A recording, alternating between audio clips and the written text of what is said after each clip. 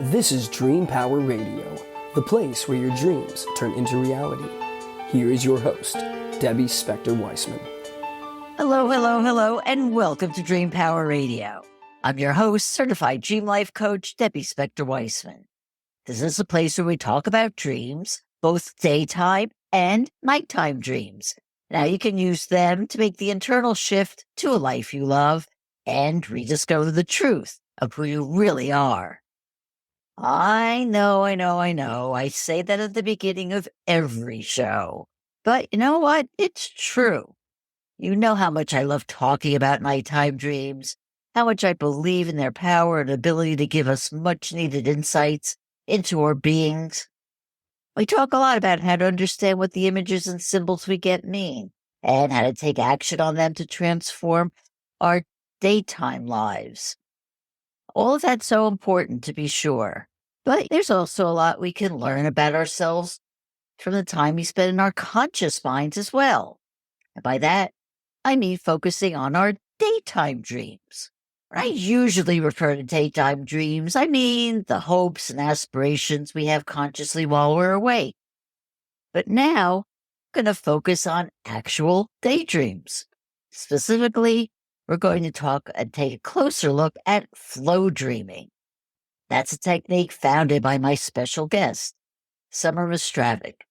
Summer pioneered Flowdreaming more than 20 years ago and has shared its use in workshops, masterminds, her long-run Flowdreaming, still kind of woo-woo, and in her books, including Stuff Nobody Told You. Summer says that Flowdreaming can give you an almost surreal-like manifesting and potent inner healing, and works in all areas of your life. Sounds amazing, right? Well, I don't know about you, but I want to hear more about it. So let's welcome Summer to Dream Power Radio. Welcome, Summer. Hi, Debbie. It's good to be here. Lovely. Thank you for being here. Well, Summer, before you started and created Flowdreaming, you actually had a front seat to some of the greats in the mind-body self-help world, like Louise Hay and Dyer. So why did you feel a need to create something different for yourself? Well, it was kind of an accident, to be honest. I consider the 10 years that I spent with Louise as my boss. I worked at a publisher called Hay House and Wayne Dyer as my weekly radio co-host for many years. I look at it now like the universe just gave me an MBA in spirituality and personal growth. And of course, I had no idea that's what was going on. I just thought I was learning how to build really neat stuff with some amazing people, meaning podcasts and webinars and audiobooks and all the work that I was involved in. That said, I do come from a long line of mystics and intuitives and people who've been in this world, in this realm for ages before me. My mother, my grandmother, my great-grandmother, my great-great, it's all the way back. So when I was trying to think of a way, practice a way to create things for myself in my life, to manifest, we're talking manifesting back in the 80s, right? This is not like it was today. It was a little different animal back then. I went and tried everything Louise told me to do. I stood in front of the mirror. I did my mirror work. I told myself I loved myself and my inner child was gorgeous and exquisite and my life was so successful. And of course, I tried Dr. Dyer's Power of Intention, just focus my mind and what my intention is. I did all of these things. And yet there was something that I always felt it was missing for me in particular. And that's when I discovered that I was already sort of naturally drifting into, daydreaming, or what I later discovered was flow state. And when I was in that place, I was not just thinking about the things I wanted, and certainly not just visualizing. Sometimes I didn't even have visuals at all, but I was feeling it. I was in a deep, emotionally connected state, sort of somewhere hovering between conscious and greater consciousness, just emoting, embracing, embodying the feeling state. So Flowdreaming kind of erupted as a response to my personal need for something that was different than meditation, something that felt to me more emotionally power-packed than the affirmations I'd been practicing. Admittedly, I may have been doing them wrong. and a little less cerebral than what Wayne would talk about, holding my thoughts in the right space and so on. Working full time with 2 little kids and married, I couldn't hold my thoughts in the right space for more than 5 minutes at a time. So Flowdreaming came to me as a way of really reaching the greater consciousness, I think, that we are, describing my needs and feeling them and sort of coding them in, is how I call it now, just writing a template or a blueprint every single day. This is who I am. This is how I feel. Go take it, universe. Do something with it. Okay, I want to get into flow dreaming in a second, but I want to go back to something that you said when you started talking about this, was that you came from a long line of mystics. Yeah. And was that something that you dealt with as a child, or was it something that was kind of kept and not? Oh, no, we were very open. Very, very, very open. My mom actually was a master herbalist. And so a great part of my childhood was spent in the back rooms of libraries where she'd teach these huge classes on how to use lobelia or ginseng or damiana or comfrey when it was still legal. She gave up her herbology maybe 2 decades ago. She's in her almost her 80s now. But yeah, my grandmother also practiced healing touch. She was a good physical healer in particular. She dabbled with acupuncture, acupressure. My goodness, it's such a strange, small world. As far back as we can figure it out, we've all the trend of what you're supposed to be and do. And when you grow up in something, it doesn't seem that weird. It's only in hindsight or when other people tell you, that's really weird. I go, yeah, that was quite unusual. But then you're a kid, it's normal. Yeah, so it makes perfect sense that you would then try to create something for yourself that worked for yourself and works for other people as well.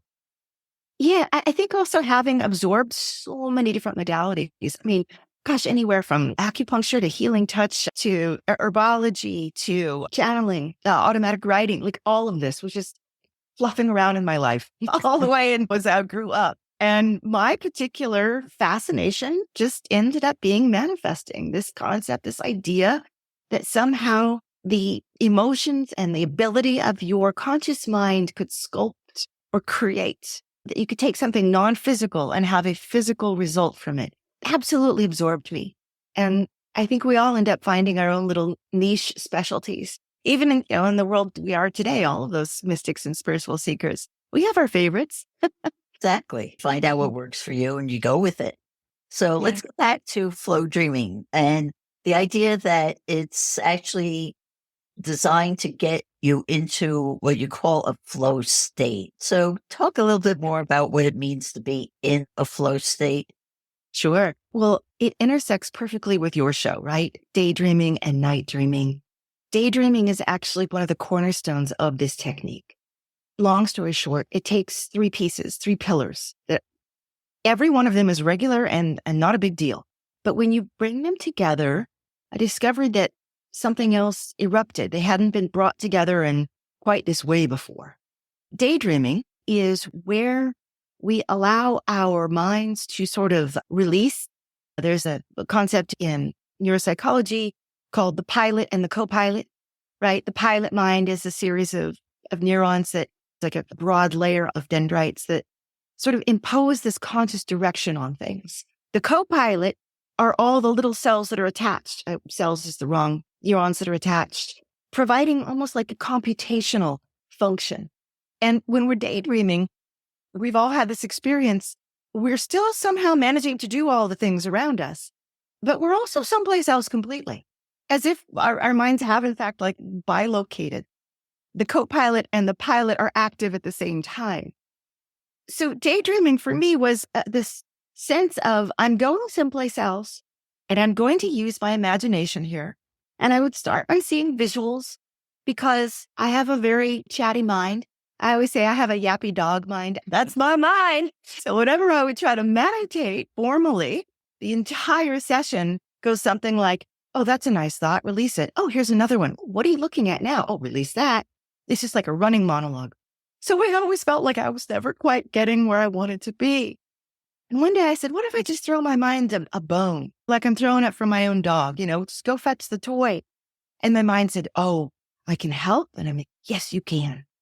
So I said, imagine things for me. I want you to take me on a journey and I want to feel total and perfect alignment with my life. I want to feel as if myself and universal consciousness have just stepped on the same road together, and my feet are absolutely gliding on this path, and I couldn't get off it if I tried because there's no other place to be. And my mind said, done. I'll come up with something for you. So away we went on this daydream. Now, the funny thing about daydreaming is you actually can enter what they call flow state, which is another psychologically recognized state. But before this, flow state was only being applied to things like the psychology of hitting the perfect golf game, the musician who gets into perfect flow, and they're one with the music, epitome of being in flow state. I said, well, okay, if you can be in flow state with all of these physical sort of manifestations, the arts or the sciences, the things, the golf, sports, things that you do, can't you be in a non-physical flow state as well, right? The people who, again, the mystics and the spiritualists and the monks and the nuns and the people who pray, they're reaching to a different place, essentially. They're connecting through to something greater. I said, what if we apply flow to that? What if we say, I'm going to go get into quantum consciousness using this vehicle of flow, and I'm going to be there, and I'm going to daydream my way in. And the funny thing about daydreaming is just like nighttime dreaming, or when you're waking up from sleep and you kind of feel like you're pushing the bounds of being fully awake. And it's almost like there's a layer you pass through, and sometimes we don't. We hit the snooze button and we feel like we're surfacing like a big whale, and then we just kind of sink back. A similar thing happens in daydreaming and flow. For a while, you know that you're imagining, and then you pass the layer, and then you forget where you are. You forget you're sitting here in a body. You don't know how much time has passed. You're someplace else. You're in flow state. So now we're daydreaming, we're in flow state, and we have an objective. I want to be in a deeply intimate and communicative state with consciousness. So when we're there, what do? Because I already mentioned, like, we can get into perfect alignment, or, fancy words for it, entrainment, coherence, if you want to get into some of the quantum psychology behind it. But I said, I want to make things here. I want to describe things here. I want to share with all the greater me, greater all that is, the kind of experiences that I want to walk into in life. And the best way I could figure out how to do that wasn't actually by envisioning or seeing it visually, even though my brain was very happy to give me that. And it wasn't by using words and verbally speaking it, stating affirmations. It was by embodying the feelings of it, emotion.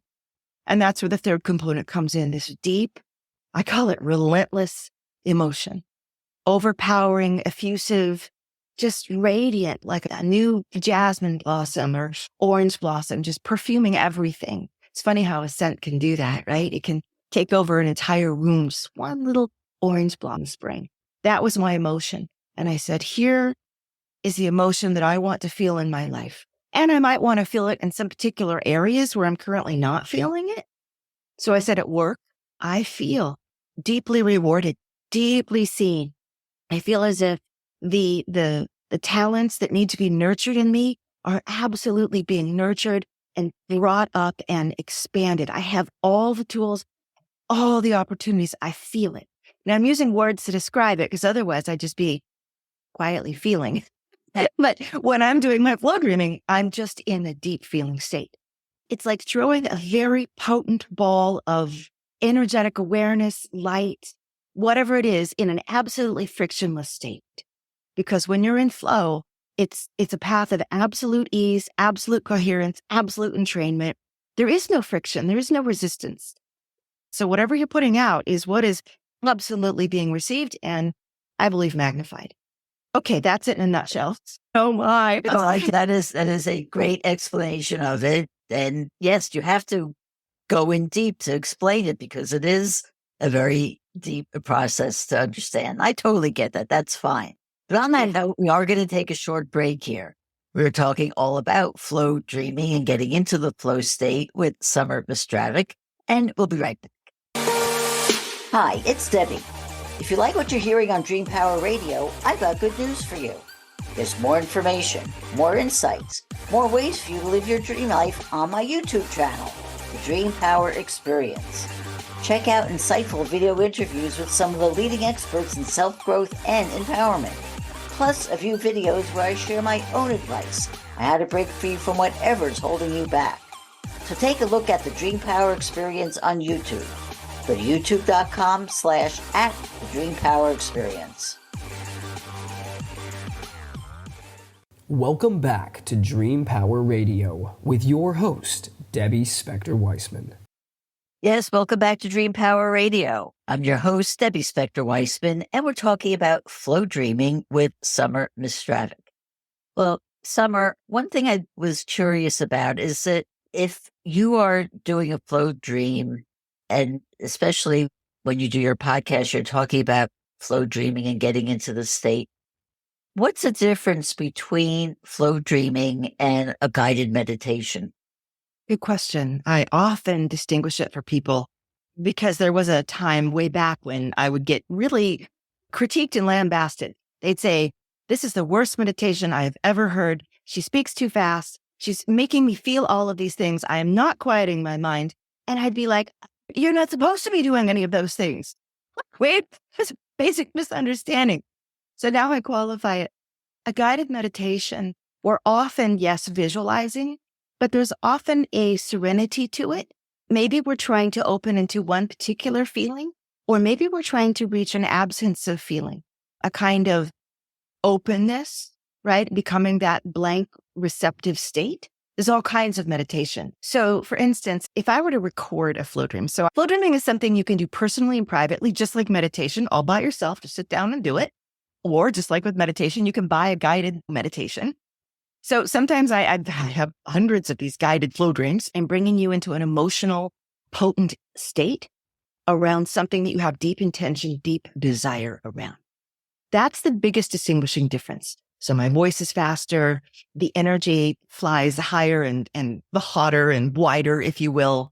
I think of it more of an energy activation, if I had to call it something, but I do sometimes call it meditation because people understand it. And it's often too big of a leap to tell them you're doing something very different. And they're like, "Oh, well, then I don't know what I'm doing." I'm like, "Oh, no, just go with me." And similarly, sometimes people will say, it sounds like hypnosis, like self-hypnosis. You're just telling your subconscious all this great stuff. And I say, well, if you are simply being receptive to the words, like if you're listening to a flow dream, a recorded one, as you fall asleep, and a lot of people do, then you're drinking in words and feelings, but you're allowing them to settle in you more like rain, right? They're drenching in you and they're going into your subconscious. But when you're actively flow dreaming, it's the opposite of rain. You're going up and out, not down and in. So in that sense, it is different. And same thing with creative visualization. There are elements of it, but then we need to enter flow state, right? That's the missing element there, that space that we get into. How can you use flow dreaming to create a better emotional balance in your life? So sometimes when I work with people in the sciences, psychiatrists, psychologists, counselors in particular, they're like, "I love the woo aspect of it. I get the whole quantum consciousness, but we need to bring this down a little bit and make it more sciencey." And I go, "Great. Okay. We'll just call it emotional reconditioning." How does that sound? The same way as when you meditate, you're developing greater neuroplasticity in your brain, right? You're creating new neural pathways. When you're flow dreaming, you're doing the same thing, but these pathways happen to fall more into your emotional channels. When you are practicing an emotional state every single day, and the key here is most of us, we wait to be allowed to feel certain things. If something good happens, we can feel happy in response. Something bad happens, we are provoked to feel anger or anxiety in response. We become these very reactive creatures. In flow dreaming, we flip-flop that.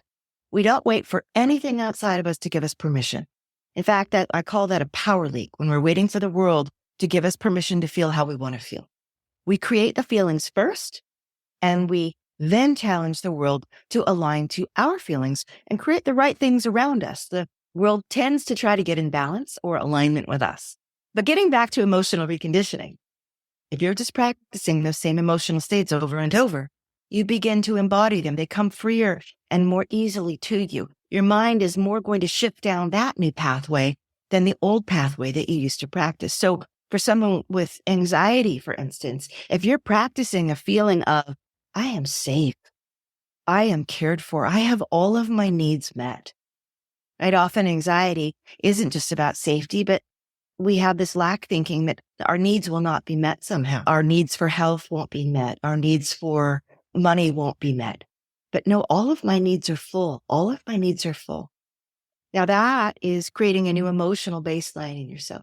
Whether or not you feel that you're actually impacting the future or going out quantum or larger consciousness that's impacting your future, you're still changing your emotional baseline on that level. So really this works on multiple levels, just depending on your beliefs. Great question. Yes. Something that I think everybody is looking for is more abundance in their life. Can you use flow dreaming to help manifest that?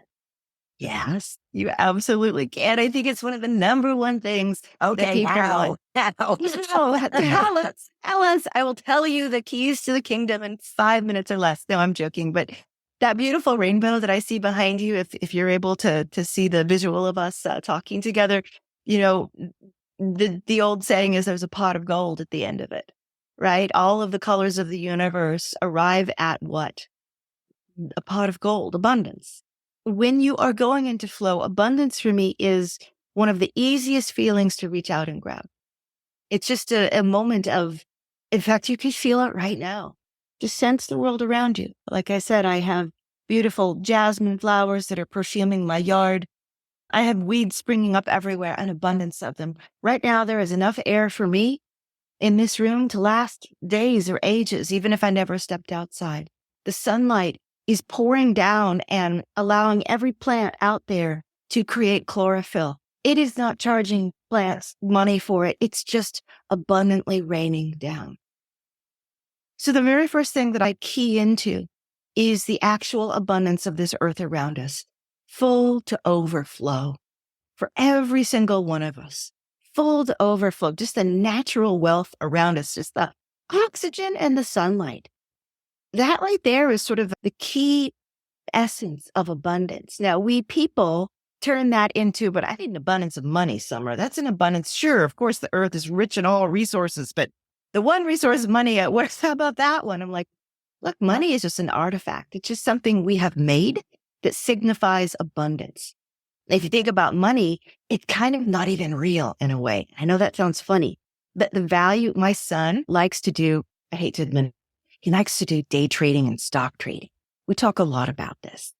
And the value of money, of a dollar, goes up and it goes down, goes up and it goes, it's never even fixed. It's us that are assigning value to money.